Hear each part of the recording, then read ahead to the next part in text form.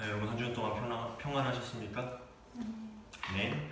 늘 주님께서 주시는 평안이 여러분 삶 가운데 가득하기를 주님의 이름으로 축원합니다. 오늘 본문을 보면요, 어린아이들에게 축복 기도를 하신 후에 이제 그곳에서 떠나시려는 예수님께 한 사람이 나와서 어떤 질문을 던지는 것으로 오늘 본문이 시작을 합니다. 예수께서 길을 떠나시는데 한 사람이 달려와서 그 앞에 무릎을 꿇고 그에게 물었다. 선하신 선생님, 내가 영원한 생명을 얻으려면 무엇을 해야 합니까? 우리 지난주의 말씀을 통해서 예수님께서는 천국, 즉 하나님의 나라에 어떠한 사람이 들어갈 수가 있는지에 대해서 가르쳐 주셨죠. 어떤 사람이 들어갈 수 있다 그랬죠? 어린아이와 같은 자가 천국에 들어갈 수 있다라고 말씀을 했습니다. 아마도 이 사람은 그 예수님의 그 모호한 가르침에 대한 구체적인 해석이 듣고 싶었을 거예요. 어린아이와 같은 자, 영생을 얻는 것, 하나님 나라에 들어가는 것 도대체 어떤 사람이라는 말이지? 아마 그 해석이 듣고 싶었을 거예요. 지난주에 어떤 사람이 하나님 나라에 들어갈 수 있다라고 얘기를 했습니까? 세상에서 누릴 수 있는 것들에 안주하는 사람이 아닌 하나님 나라의 가치를 두는 삶, 마음속에 있는 세상적인 가치를 하나하나씩 지워가는 삶을 사는 사람들, 그리고 그 가치를 하나하나 하나님 나라의 가치로 바꾸어가며 사는 사람들, 그 사람들이 하나님 나라에 들어갈 수 있다라고 이야기를 했죠. 부모의 말을 있는 그대로 마음속에 적고 기억하고 그대로 행하는 어린아이들처럼 하나님의 말씀을 가장 가치 있다, 그리고 그것이 진리다라고 순수하게 여겨서 내가 움켜진 것들을 하나 둘씩 내려놓고 복음으로 내 삶을 다시 써내려가는 사람들, 내가 세상 생각으로는 가치 없다 여기는 가르침이지만 하나님이 소중하다라고 말씀하셨으면 그 말씀만 신뢰하고 그걸 꼭 지고 살아가는 사람들, 그런 사람들이 천국행 티켓을 가진 사람들이다. 뭐예요? 하나님 나라에 들어갈 수 있는 사람들이다. 그런 말을 지난주에 드렸지요. 오늘 본문에 나오는 사람은 예수님께서 말씀하시는 천국, 하나님의 나라, 하나님께서 통치하시는 그 나라에 어떻게 들어갈 수가 있는지, 어떻게 그 나라에서 살아갈 수가 있는지에 대한 것이 궁금했던 것 같습니다. 그래서 선하신 선생님, 어떻게 해야 내가 영생을 얻을 수 있겠습니까? 그렇게 질문하고 있는 것입니다. 그런데 이 젊은이가 묻는 것은 예수님께서 늘 말씀하시는 하늘나라, 하나님 나라의 삶과는 약간 어긋나는 생각을 가지고 묻는 질문이었던 것 같아요. 몇 번 이야기했는데 당시 많은 유대인들이 꿈꾸던 하나님의 나라는, 즉 하나님의 심판 이후에 올 세상은 어떤 세상이었습니까? 하나님께서 이스라엘의 정의와 평화와 자유를 가져다 주시고 악한 사람들, 이방 사람이든 유대 사람이든 상관없이 악한 사람이 벌을 받고 의인들이 새로운 생명을 갖고 살게 될 그 세상, 그 세상은 영원히 봄날 같은 세상이어서 부족한 것 없고 아픈 것 없고 그곳에서 영원히 누리게 될 그러한 행복하고 풍요롭고 부유한, 그들이 흔히 얘기하는 샬롬의 삶, 그것이 하나님 나라의 통치가 시작되는 나라였다라는 겁니다. 그리고 오는 새로운 세상에서의 삶을 어떻게 유업으로 받을 수 있을까? 어떤 사람이 그 새로운 세상에서의 풍요로운 삶을 누리고 살 수 있을까라고 하는 것이 그들의 관심사였습니다. 우리가 생각하는 천국과 별반 다를 거 없어 보이죠? 그런데 그 차이는 뭐냐라고 하면은, 그들이 말하는 하나님의 나라는 지금 이 세상에서 누리고 있는 그 모든 것들을 그대로 그 세상에서 누리는 그런 연속성상에 있는 그러한 세상이었다라는 것이죠. 이런 관점에서 던지는 질문이 바로 오늘 본문에 나오는 이 사람이 하고 있는 질문이다라는 거예요. 마태복음을 보면 이 사람을 젊은 사람, 즉 청년이라고 하고요. 누가복음은 광원이라고 기록을 합니다. 오늘 본문에 보면 이 사람은 부자죠. 그죠? 부유한 사람이었어요. 복음서를 종합해 보면 이 사람은 젊고 부자이면서 동시에 나라의 관리였어요. 부족할 거 하나 없죠? 돈도 많은데 젊어요. 게다가 나라의 관리예요. 남부러울 것 없는 사람인 것 같아 보였지만 이 부자 관원 청년에게도 부족한 것이 하나 있었는데 바로 곧 오게 될 하나님의 통치가 시작되는 그 나라에서 자신이 그 유업을 이어서 오늘날처럼 오늘 살아가는 것처럼 그 나라에서도 그렇게 살기 위해선 어떻게 해야 하는가, 그것이 바로 궁금했다라는 것이지. 다시 말해서 하나님이 온 세상을 새롭게 만드실 때 그 나라의 번영을 누리게 될 사람은 누구인가? 누가 그 나라의 새로운 나라를 유업으로 받고 새 시대의 생명을 누리며 살 수 있을 것인가 라는 것이 이 부자 관원 청년의 관심사였다라는 겁니다. 톰 라이트는 이러한 생각을, 또 이런 믿음을 가지고 있는 이들이 예수님의 가르침을 들었을 때 과연 그것을 어떻게 해석했을까라는 것에 대해서 재미있는 표현으로 설명을 하고 있습니다. 하늘에 보물이 있을 것이다 라고 하시는 예수님의 말씀은 이들에게 있어서 보물을 얻기 위해서는 모든 걸 다 버리고 하늘나라에 가야 된다, 그게 진짜 보물이다 라고 그런 말로 들리지 않고요, 다가올 새 시대까지 하나님께서 그들을 위해 보물을 보관하고 계실 것이다 라는 뜻으로 해석했을 것이다 라고 이야기합니다. 무슨 말인지 아세요? 이 세상에서 내가 하늘나라의 창고에 보화를 쌓아두는 일은 헝금하고 구제하는 거예요. 그러다 보니까 그거를 내 가진 돈으로 어느 정도껏 해놓다 보면은 하나님께서 하늘과 땅을 합치시는 시대에 그것이 하나가 되는, 하늘이 땅에 임하여서 하나님 나라가 통치가 시작되는 그 시대가 오면은 자신이 맡겨둔, 하늘나라에 맡겨둔 보화도 찾고 자기가 지금까지 누려왔던 세상의 보화도 갖고 그것을 합쳐서 정말 풍성한 삶을 누리게 될 것이다 하는 그러한 말을 하고 있다라는 겁니다. 예수님께는 계속해서 하나님 나라의 가치는 이 세상의 가치와 같지 않다, 그런 말씀을 계속 하고 계시죠. 아니, 완전히 이 세상의 모든 가치관을 뒤집어 놓는 것이 하나님 나라의 가치이고 진리다라고 가르쳐 주셨습니다.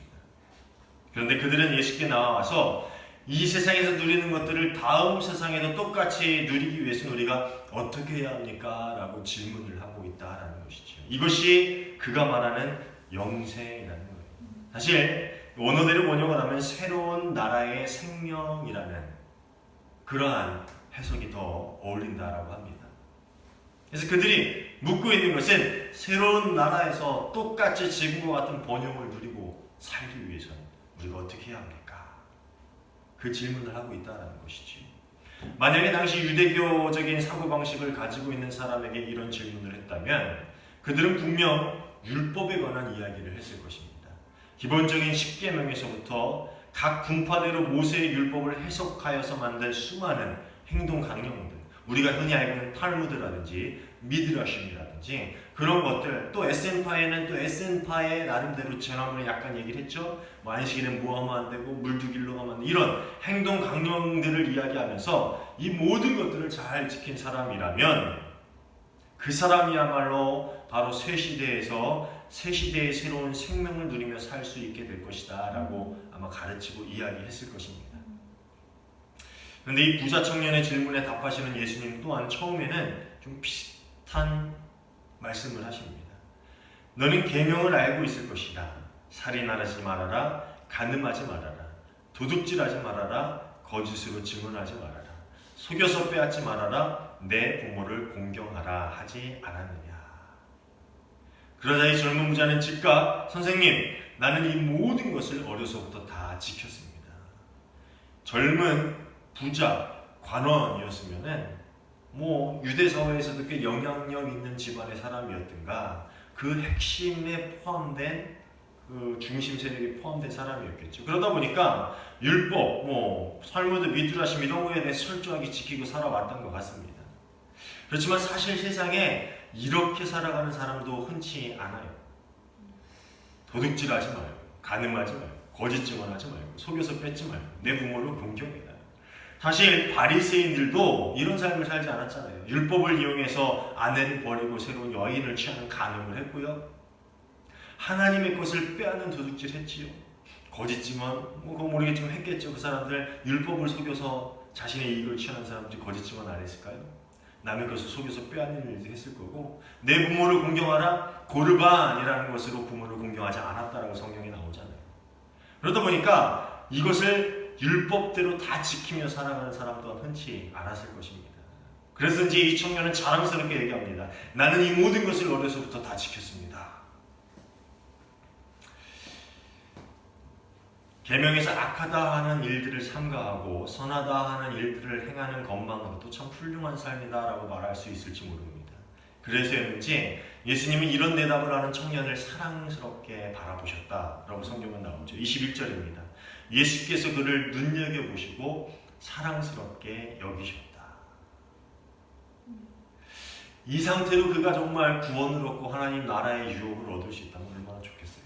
그런데 그것이 끝이 아니었습니다. 그의 마음은 선하고 그의 열심은 가상했는데 마지막으로 정말 하나님 나라의 삶을 살기 위해서 중요한 것 하나가 남아있었다라는 것이죠. 이번에는 율법이 아닌 가장 간단하면서 아주 간단하면서 명료한 명령 하나를 내리십니다. 아주 간단하면서 명확해요. 그 다음에 하나님 나라에 살 수 있는 방법 별로 어렵지 않아요. 볼까요? 너에게 한 가지 부족한 것이 있다. 한 가지만 하면 됩니다. 내가 가진 것을 다 팔아서 가난한 사람들에게 나누어 주어라.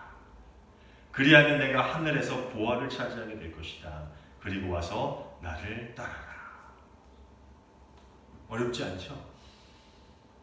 어떻게 보면 예수님께서는 그의 눈높이에 맞추어서 믿음을 설명해 주고 계신 것일지도 모릅니다. 하나님 나라의 보물을 쌓으면 나중에 하나님 나라의 통치가 임할 때에 그 모든 것을 다시 받아 누리게 될 것이다 라는 믿음, 그것이 유대교적인 믿음이잖아. 그 믿음이 너한테도 있지? 그럼 한번 순종해봐. 네 모든 걸 다 팔아서 하늘나라에 보관해. 그리고 나를 따라. 네 재산을 다 하나님께 맡기고 나를 따라. 그럼 내가 말한 대로 하늘나라의 보화를 받게 될 거야. 눈높이에 맞춘 설명을 하고 있죠. 예수님은 그 부자 청년에게 기회를 주고 싶으셨던 것 같아요.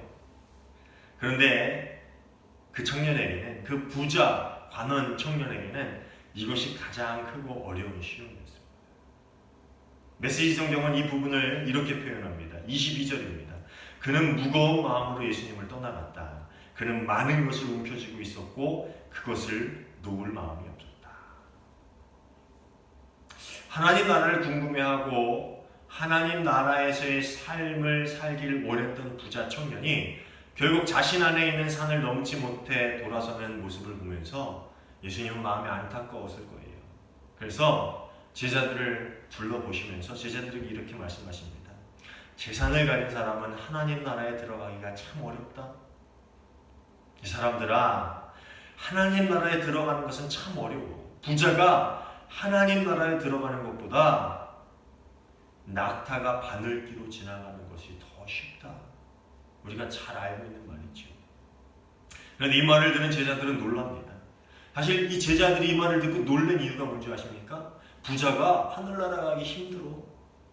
낙타가 바늘길을 통과하는 것보다 더 어려워. 이 말을 듣고 그들이 놀랐던 이유는 당시 유대인들의 상식 때문이었습니다.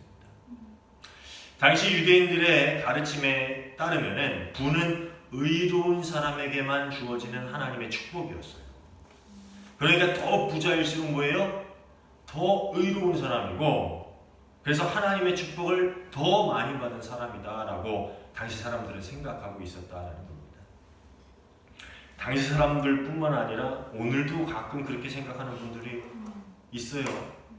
그렇죠? 뭐 부자가 되면 하나님이 축복해서 그 사람이 신앙생활 잘해서 부자가 되고, 그렇지 않습니다. 이건 당시 유대교 바리새인들의 생각이 그랬다는 거예요. 부자는 의롭기 때문에 하나님이 복 주신 거야. 그래서 부자가 된 거야. 그렇게 생각하고 있었다는 거예요. 그런데 이런 부자가 그들 생각에 의롭기 때문에 하나님의 축복을 받았다라고 여겨지는 사람이 하나님 나라에 들어가기 어렵다면, 그럼 반대는 어때요? 가난한 사람은 어떤 사람이었겠어요? 의롭지 못한 사람이에요. 그러면 가난한 사람들은 어떻게 하늘나라에 들어가냐? 당시 그들은 그렇게 생각했다라는 것입니다. 그래서 제자들은 그렇다면은 누가 구원을 받을 수 있겠는가? 누가 하나님 나라에 들어갈 수 있겠는가? 하고 서로 쑥덕거렸던 겁니다. 그러나 이런 제자들의 반응에 예수님은 이렇게 말씀하십니다. 27절인데요. 제가 메시지 성경으로 읽어드릴게요. 여러분 눈으로 한번 우리 성경을 따라서 보세요. 너희 힘으로 해낼 수 있다고 생각하면 전혀 가망이 없다. 그러나 하나님께 맡기면 얼마든지 가능한 일이다. 하나님께 맡기면 얼마든지 가능한 일이다. 즉 하나님 나라의 백성으로 살면서 영원한 생명, 영생을 얻는 것은 노력으로 얻을 수 있는 것이 아니다. 율법을 지키고 너희가 선을 행하고 그런 행위, 노력 그런 것으로 얻을 수 있는 게 아니야. 그건 하나님께서 그냥 거저주시는 선물이야. 당시 유대인들, 즉 바리새인들이 오해하고 있었던 부분이 바로 이 부분입니다. 인간이 의를 쌓아서 하나님이 정해놓으신 어느 합격선, 그 커트라인을 넣으면은 하나님이 주신 새로운 나라의 생명을 얻는다라고 생각하고 있었어요. 내가 쌓는 만큼 하늘나라에 가서 받는다. 그렇다 보니까 부자는 하나님 나라에 갈 가능성이 큰 사람이죠. 가장 큰 사람이죠. 왜냐하면은 그 부의 정도가 의의 정도고 또 그 부를 가지고 더 많이 베풀고 더 많이 구제를 하고 헌금을 하면은 더 하늘나라에 갈 수 있는 그 커트라인, 그 합격선에 가까이 갈 수 있으니까 부자가 하나님 나라에 가기 가장 쉬운 사람이었죠. 부자 청년이 예수님의 명령을 따르지 못했던 것은 바로 이 생각을 가지고 살던 그 마음을 그 부에 두었던 사람이었기 때문입니다. 예수님께서는 그들의 이런 생각을 완전히 뒤집어 버리십니다. 부를 얼마나 쌓았는가, 얼마나 헌금하고 얼마나 구제를 하였는가, 이 모든 내가 이런 행동들이 아니다. 그것들보다 더 중요한 것은 네 마음이 어디에 있는가 하는 것이다. 부자 청년이 예수님의 명령을 따르지 못했던 것은 그의 마음이 바로 그 재물에 있었기 때문입니다. 아까도 이야기했듯이 다시 많은 사람들처럼 부자 청년은 다음에 올 하나님의 나라에서 누리게 될 삶, 하나님의 통치 아래에서 지금처럼 부유하고 안정적인 영원한 삶을 꿈꾸면서 어떻게 해야지 확실히 그 안에 들어갈 수 있습니까? 그 통치가 시작되면 어떻게 해야 내가 지금처럼 살 수가 있습니까? 그 대답을 듣고자 나아왔던 것입니다. 그렇게 그 믿음은 하나님 위에 있었던 것이 아니라 돈 위에 있었지요. 그리고 하나님은 그 돈을 맡아줄 그리고 지켜줄 은행장에 불과했다라는 것입니다. 은행장이에요, 은행장. 그냥 내가 지금 쌓아두면 하나님은 맡았다 나중에 주십니다. 생명의 삶을 보면 이 부분에 대해서 이런 해석을 하더라고요. 그의 부가 사실상 하나님이었습니다. 그에게 있어서 하나님은 그의 부를 지키고 나아가 더 얻게 하기 위한 수단에 불과했습니다. 너무 비약적인 해석일지 모르지만 결국 구원의 방법 앞에서 다시 자신의 재물로 인해 돌아서 버린다면은 하나님은 돈보다도 못한 존재가 되고 마는 것이죠. 그렇죠? 구원의 방법을 제시했는데 이게 하나님 나라의 삶을 살 수 있는 거야. 하나님 나라의 백성으로는 이렇게 살 수가 있어 라고 얘기했는데 자신의 재물로 인해서 근심하고 돌아섰다라면은 구원보다는 돈이 중요한 거죠. 그 행동이 이렇게 이야기해주고 있는 것입니다. 그런 사람에게는 믿음이 부를 위한 수단, 부를 지키고 더 얻기 위한 수단에 불과하다라고 말해도 과언은 아닐 것입니다. 디모데서신에 보면은요, 이 바울은 이런 거짓 믿음에 대해서 경고를 하고 있어요. 디모데전서 6장 5절을 보면은요, 종교를 한낱 이득의 수단으로 생각하는 사람들 사이에는 분쟁이 있게 마련입니다. 믿음, 종교, 그것을 이득의 수단, 무엇을 얻기 위한 수단으로 생각하는 사람들은 결국 다투게 된다는 거죠. 왜 다툽니까? 마음이 하나님 위에 있지 않고 돈에 있고 명예에 있고 권력에 있으면은 그게 부딪히게 될 때 그 사람들은 다투게 된다라는 그런 이야기를 하고 있는 거예요. 계속해서 디모데전서 6장 9절 10절을 보면은요, 부자가 되려고 애쓰는 사람은 유혹에 빠지기 쉽고 올가미에 걸리고 어리석고도 해로운 온갖 욕심에 사로잡혀서 파멸의 구렁텅이에 떨어지게 됩니다. 돈을 사랑하는 것이 모든 악의 뿌리입니다. 돈을 따라다니다가 길을 잃고 신앙을 떠나서 결국 극심한 고통을 겪는 사람들도 있습니다.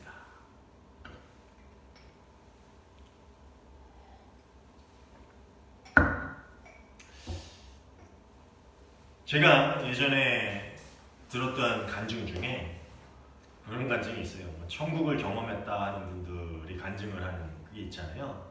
근데 어떤 분이 간증을 하는데 자기 천국을 갔다 왔는데 어떤 사람은 천국에 7층짜리 집이 있고 5층짜리 집이 있고 어떤 사람은 3층짜리 집이 있고 이 땅에서 얼마나 선하게 살았는가에 따라서 천국의 집이 달라진다는 거예요. 어떤 금빛 휘황찬란한 집이 있고 어떤 사람은 이 세상에서 해놓은 게 없어서 집이 없어서 그냥 길거리에 살고 자기가 보니까 천국에도 그렇게 돼 있더라. 이 세상에서 많이 선을 베풀고 남을 돕고 열심히 헌금하고 그렇게 살아야 된다. 그런 간증 들은 적 있으시죠? 뭐 몇 번 들어봤을 거예요. 그때는 그게 참 재밌었습니다. 사실 그렇구나. 그런데 말씀을 보고 묵상하고 또 하나님 나라에 대해서 조금씩 깨닫게 되면서 그러한 간증이 우리 세상적인 가치관에 마음을 둔 그러한 잘못된 믿음에서 나온 것이 아닐까라는 그런 생각을 해봅니다. 물론 저는 천국을 보지 못했습니다. 그런 간증이 없어요. 천국이 이렇게 생겼다 저렇게 생겼다 뭐 확신할 수 없어요. 사실. 그렇지만 적어도 부의 척도에 따라 사람들이 나뉘는 곳이 천국이라면 무슨 성경이 이야기하고 있는 곳은 아닐 것이다 라는 생각은 듭니다. 여러분 믿음이 무엇입니까? 어떻게 해야 진짜 하나님 나라에 들어갈 수 있는 믿음을 가질 수 있는 것입니까? 어떻게 그것이 진짜 믿음이라고 확신할 수 있습니까? 예수님의 말씀에 베드로의 제자 베드로는 이 제자들의 믿음, 그들의 믿음을 어필하기 위해서 이런 말을 합니다. 보십시오. 우리는 모든 것을 버리고 선생님을 따라왔습니다. 그러자 예수님께서 말씀하시지요. 내가 진정으로 너희에게 말한다. 나를 위하여 또 복음을 위하여 집이나 형제나 자매나 어머니나 아버지나 자녀나 논밭을 버린 사람은 지금 이 세상에서는 박해도 받겠지만 집과 형제와 자매와 어머니와 자녀와 논밭을 100배나 받을 것이고 오는 세상에서는 영원한 생명을 받을 것이다. 그러나 첫째가 꼴찌가 되고 꼴찌가 첫째가 되는 사람이 많을 것이다. 이게 무슨 말일까요? 그러면은 지금 100원 투자하면은 이 세상에서 나중에 하나님이 1,000원 주신다는 거예요? 10,000원 주신다는 거예요? 그거 아니죠. 저도 이 말씀을 뭔가 항상 묵상을 하고 고민을 하고 많이 여기저기 찾아보면서 말씀이 이런 말씀이 아닐까라는 생각을 해봤어요.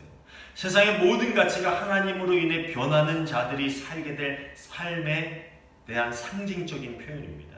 하나님 나라의 가치를 따라 살기 위해서 가족까지도 부와 명예 모든 것까지도 다 포기한 사람은 새로운 하나님 나라의 가치 개념에 따라 살게 된다라는 것이지요. 가족의 개념이 확대가 되고 하나님의 나라를 꿈꾸며 함께 신앙생활을 하는 모든 이들이 정말 부모, 형제, 자매가 될 수 있다라는 겁니다. 그게 초대 믿음의 공동체의 삶 아니었습니까? 모든 것을 다 팔아서 함께 모여서 그들의 형제, 자매, 부모처럼 같이 더불어서 사는 삶. 세상의 가치가 변한 사람들은 가족도 변하게 되는 거다. 너희가 지금 있는 가족이 아닌 정말 많은 가족들이 너희에게 생길 것이다.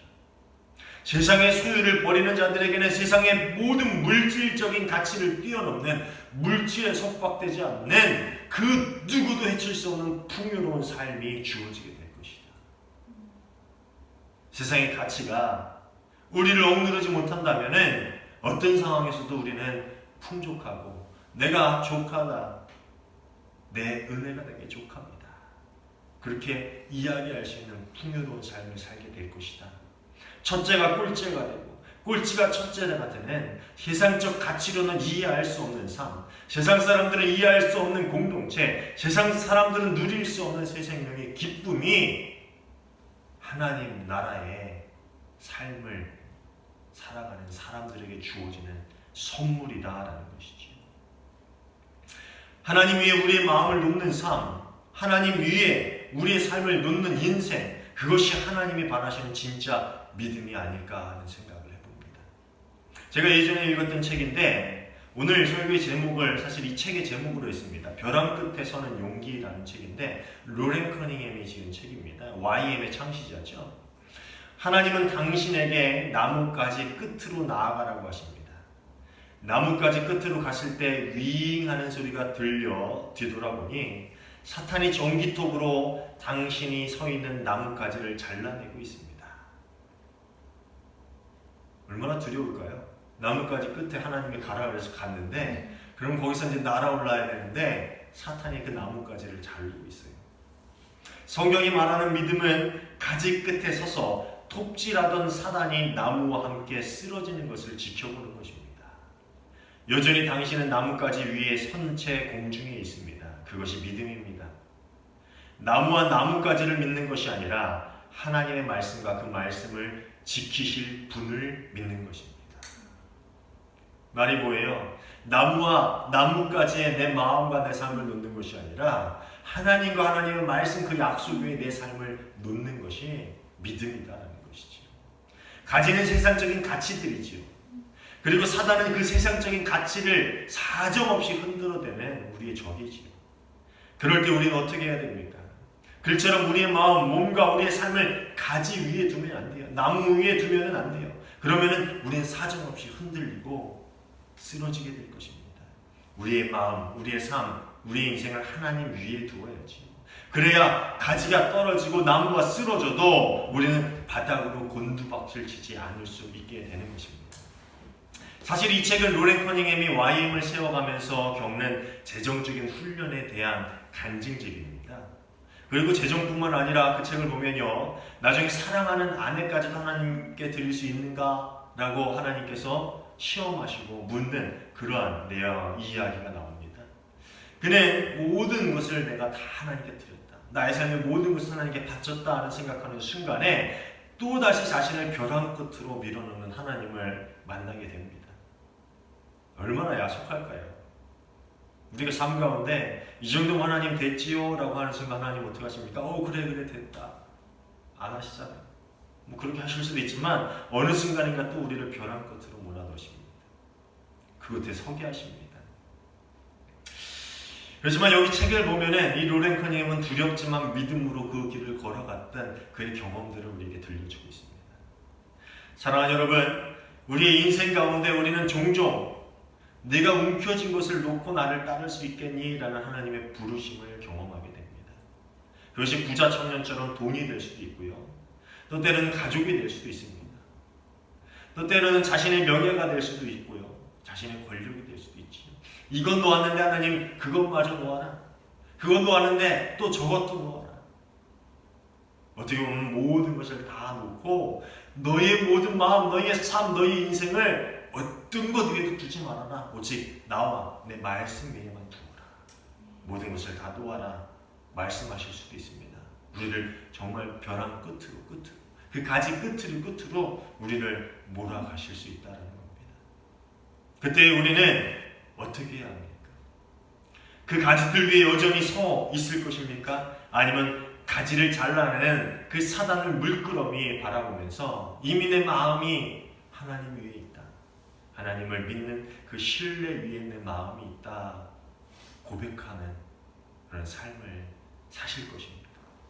사랑하는 여러분, 우리 삶 가운데 하나님이 어떤 벼랑 끝으로 우리를 인도하실지라도, 어떤 가지의 끝자락으로 우리를 인도하실지라도 우리 마음이 그 가지 위에, 이 세상 위에 있지 않아 오직 하나님 위에 있어 그 모든 것들을 두렵지만 믿음으로 감당할 수 있는 여러분 모두가 되시기를 주님의 이름으로 축원합니다. 그 용기가, 그 믿음이, 그 신뢰가 우리의 삶을 이끌어가기를 주님의 이름으로 축원합니다. 기도하겠습니다. 참 좋으신 하나님 감사합니다.